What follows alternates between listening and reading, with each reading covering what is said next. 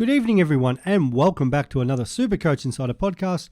My name is Swizz, here to talk Round 11 Friday evening team discussion, and we will be following this up with live Q&As at 7 p.m. tonight with my good friend Joe from Centre Bounce, so I look forward to that. But as I said on Wednesday, it's always easier when the teams come out to make some last-minute decisions, and we have the Friday night teams out now, so I've now locked in my trades for this week, and we have finally decided to go. See you later, Clayton Oliver and Sam Simpson, which was always the actual plan. It was just who was coming in, and the decision between James Sicily and Bailey Dell, as Sicily has won over. The extra 100k I was considering would have done some good for my team, but just going through what I want to go through the buys, I can still manage without that 100k. Fingers crossed, nothing goes completely wrong there and doesn't bite me in the bottom. But Sicily also is looking like a top defender, just like he was last year.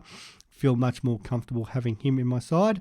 And Ollie Wines has come into my midfield. I was already keen on Wines. We've seen the growth, the projection. Now that he's over that injury, they've given him sort of that pre-season throughout the season into him, so now he's ready to go hit the second half of the year. And what has really helped is Port Adelaide has named Travis Boak out with an injury, so Wines' job security, not that he didn't have a great job security anyway, but just more reliance on him in that midfield. So I think definitely throughout this bye period, and then we'll see how long after that. Hopefully he can become a keeper and somebody who can go back to averaging between 105 and I say 112 because that's sort of what he's been for the last 3 seasons in that midfield. We know he won the Brownlow a couple of years ago, so he's a jet, and he has some very juicy matchups coming up with Richmond and Hawthorn in particular over the next fortnight. So that's what I'm looking like with the vice captain. At the moment, it's Marshall. I've been bouncing between Goulden, Marshall and Sinclair. Sinclair has an awesome record at Marvel Stadium. His lowest score there is 99, so he's very tempted for me to jump on. But Marshall has also been going really well, playing as that sole ruck. And even though Hawthorn do have the 2 rucks in, and that's kind of scaring me off a little bit with Meek and Reeves to do the double team. Marshall, as a sole ruck there, he's probably only going to get some chop out from Kamamiti. So yeah, I can sort of back him in thinking he'd probably go at least 120, but yeah, Sinclair does have that ability to go huge, and it is very tempting me to jump on him. But yeah, so that I think I'll probably still lean towards Marshall. Goulden was tempting me just because we know what he did in the practice match against the Blues, but surely the Blues have learnt from that, and they won't let him just roam around picking up touches at will.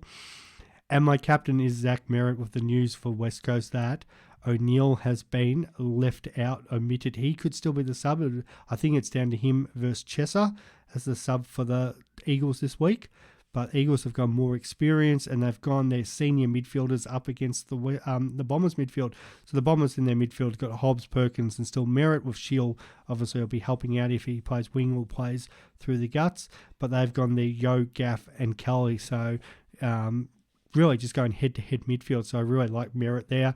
And if I had a loophole option after Merritt, I'd probably go Merritt into, say, a Laird or a Dunkley. But that's not the case. Really was looking closely at Neil and McRae instead of going Sicily and just going that extra midfielder. But I was just looking at my back line and thinking, what do I want as my finished product in there? So, yeah, at the moment, I've got Dawson sitting there in the midfield, but so he goes back, so Wilmot goes out soon enough. So, and then the only other one I'm missing is Stewart of those top defenders, and I'm pretty sure that's what Chris has got lining up at the moment.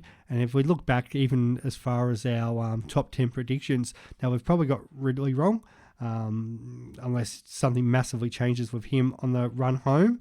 But I know we all, we were very keen on Zeeble. I think we all had Dacos maybe in our top 10 at a different point. I feel like I had him 8th overall. So naturally he is flying this year. You've got, we all had Sicily, Sinclair, Stewart in that mix, and it's just sort of Doherty who's the other one that we did have, and he's sitting 12th at the moment, but naturally the injury sort of mucked him around earlier, but he has the opportunity to still break himself into that top 10. So I'm pretty actually happy with that defence. And if maybe it becomes Sheasel as a luxury upgrade there to Stewart. And yes, having that as my 6 defenders, I'm pretty happy with. I could technically move Zeeble up forward and keep him there as a forward, and look at maybe, a Doherty at some point. But with these extra forward dual position players, your Bailey Smiths, McRae's, potentially still Walsh and Gawn, there's no real reason for me to do that. I'm pretty happy with the forward line. Dunks, Taranto, Goulden, Rosie and Caniglio. The only one I've really missed out on there is Butters, who's been flying. He's the third best averaging forward at the moment. That's probably been the one disappointing one. But outside of that, I'm pretty happy with how that forward line is as well. Marshall and English in the midfield, that's no worries for me.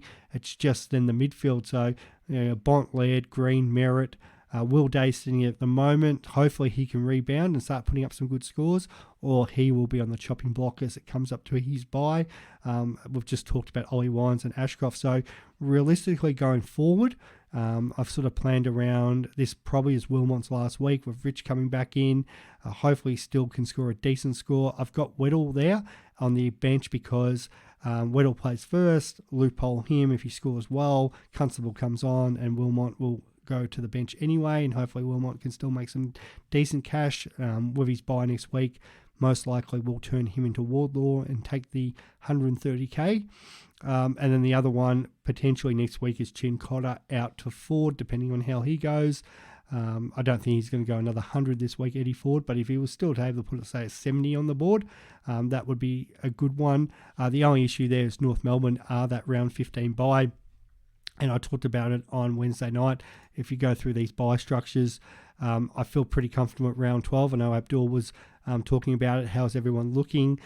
Potentially, I could have around 20 to 21 next week, which is probably 1 or 2 more than I want for round 12. So that's not the problem there. Round 13 with the Geelong and Gold Coast situation obviously doesn't affect me, so that's fine. Round 14, we start getting a little bit slower there. It's just players on the field, potentially looking at 18 to 19. I'm planning to get Lockie Neal in there, and that will be probably through like a Bailey Humphrey maybe, but he might be required, maybe a Weddle or Mitchell, so that will give me one more player on.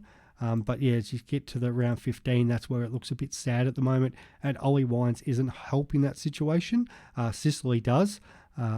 Bailey Dell would have added to the woes for that, so that's why he's come also out of consideration, and that's why I also went Sicily. But yeah, that's where the potential of Sheasel going out to Stewart gives me another player there. I'll have Lockie Neal in that midfield, and then I might have to look at the potential of side swapping someone. So depending on maybe how Caniglio's going, or there could be potential to swap a trade there. So I was sort of doing some planning around this morning and going, okay, I've got 14 trades. I'm down to 12 next week with the two the two rookies going out for Wardlaw and Ford. And Wardlaw will be good enough to come in the field. Just think him as Ashcroft again. So if you're sort of planning around my team there, Wilmot out, Dawson can go back, leaves space here, Wardlaw on field. I've got no problems with him. He like, it's hard to sort of put how good he is, but yeah, he's very similar to Ashcroft. And I said the other day, if he was fully fit last year and the draft wasn't sort of, the Giants, they were targeting a forward, but if you're just picking them on pure skill at the time, you're picking maybe Ashcroft 1, Wardlaw 2. And that's no disrespect to Sheasel, because Sheasel's fantastic and is all flying, but I would have had Wardlaw just ahead of Sheasel. I guess different skill sets, but that's just how I would have just had it. So he's a bull, definitely can sit there at our M8. And then from there, I'll have Eddie Ford as that extra bench player if Chin Cotter doesn't get up, and we kind of need some rookie benches. I've seen a few people's rookie benches where they've got no one playing. So really, hopefully, he does come on. If he was, then potentially it's Johnson that gets traded out.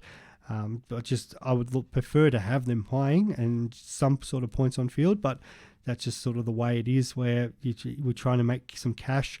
And then the following week, that's where I'd be probably looking at one of those Hawks players, potentially Bailey Humphrey early, as much as he could be a good one to continue throughout the buys. But sell Humphrey for Neil just does mean a player on field, and I'll have the cash just to do that straight. And then the following week after Geelong and Gold Coast have their bye, that's where I'm looking at either maybe a Sheasel, potentially a Will Day, but Sheasel's the one who has that round 15 bye, that he's probably the one that goes out for Stewart. And as I said, Zeeble, Dacos, Sicily, Sinclair, Stewart, and Dawson back there, that looks really good. And then going into that round 15, I can sort of wear a couple of these players off the bench. We'll pop a couple of them on the bench there. It's just depending on, I probably need one more rookie to play. Hopefully this Geelong rookie, the Irish kid, he's one of the best players to come out of Ireland for his talent. So hopefully they give him a good crack at it and might be able to look at him as a cheaper option. So I'm really hoping a 123 or another 102k rookie. We do have the mid-season draft coming up, so I'm a little bit reliant on one of them who isn't part of this round 15 buy setup, that I can get sort of a game on field out of them. And then I'll upgrade another premium. There might be a little wait for my last premium, and I'm happy to ride Ashcroft a little bit longer because Callum Mills is about 3 weeks away, potentially 4, so his bye comes up next week. He may still miss all the bye rounds. Hopefully he gets back for round 15, which would be the perfect scenario. And then that could be somebody that a Cornelio or even a Wines, I side swap to a Mills there. But the perfect world would be Ashcroft to Mills and not costing any cash, and as an M7, M8 would be a fantastic pickup. So that's kind of where I'm thinking at the moment. And just to make sure, the 2021 players next week is a luxury. We're going to have a full complement round 13, and then 19 players round 19, all going well without any injuries, and then round 15, just it's about negotiating that. The great thing also about at least these buys coming up is that's 4 weeks where we don't need to worry about our loophole situations, because we will have players missing. So straight off round 12 there, you'll have, it could be anyone, but say Sinclair, he doesn't play. So at any point I can just put him on as the captain and loophole him as an option through that round. So, and it does open up bench loophole. So in the case for me, where it'll be 21 on field, well, I can actually name the 21. But if you're in that situation where it comes round 13, where you're going to have all these players playing, and even bench, you're able to loophole people in positions to maximise your score. So round 12 and 13, I don't think it's going to be a problem. It's just, as I said, negotiating that round 15, and that's where I'd love to bring in McRae as well right now, but then that's another issue. Walsh would have been an issue as well. So there's just so many players that we want in round 15, and I think that's the one round that's going to massively change rankings for the lot of us. So if you feel like you're outside that 5 or 10,000, maybe even start loading up on your Steels and Sinclairs, Neils, Bonts, Sarongs this week, if you can carry them through, or have a plan to bring them all in round 13, 14, because you could actually make massive ground on some teams around 15. Like, as I said, for me, I'm going to probably just have the bare 18 for that round. There are other people that I've seen their teams, and they're going to be struggling to get 15, 16 players on, and that's if we don't get any injuries, touch wood. So there's potential to make massive ground there. And even if you're further back on the rankings, you might be able to plan yourself for like a weekly score there. So if you're sitting at 70, 80,000 and you're thinking, there's not a lot to play for, if you're not playing any of these players, and if you don't have, say, your Bonts or Tarantos, for example, or whatever, you could definitely load up on a lot of St Kilda, Freo, Geelong, Gold Coast players. And I was chatting to somebody earlier who's actually sort of planning around that. Hopefully that not only get the big spike that round, win their league match sort of round 14, 15, but they hopefully put themselves in contention for that 1,000 or 2,000 if you're a subscriber to win some cash. So not easy to do, but there's always different ways to play it, and I think that there's strategies for everybody out there. So they're just some food for thought depending on what you're going. So that's what we've settled into, and I think they're very similar. I think Chris is to me at the moment. Looking around, I think we're pretty similar rank and strategy there. So yeah, that's our thoughts, and feel free to jump on later and tell us your thoughts or any pressing questions that you have, and Joe and I will be able to go through them. Thank you as always tuning in, and can continue to support us and check us out on all our social media platforms. I know I didn't mention this earlier, but yeah, Supercoach Insider 100, Swizz26 for the Twitter, and then you've got YouTube, Spotify, SoundCloud, TikTok, and thank you to our sponsor Splash Vodka for all their support. Thank you guys, and we'll talk soon.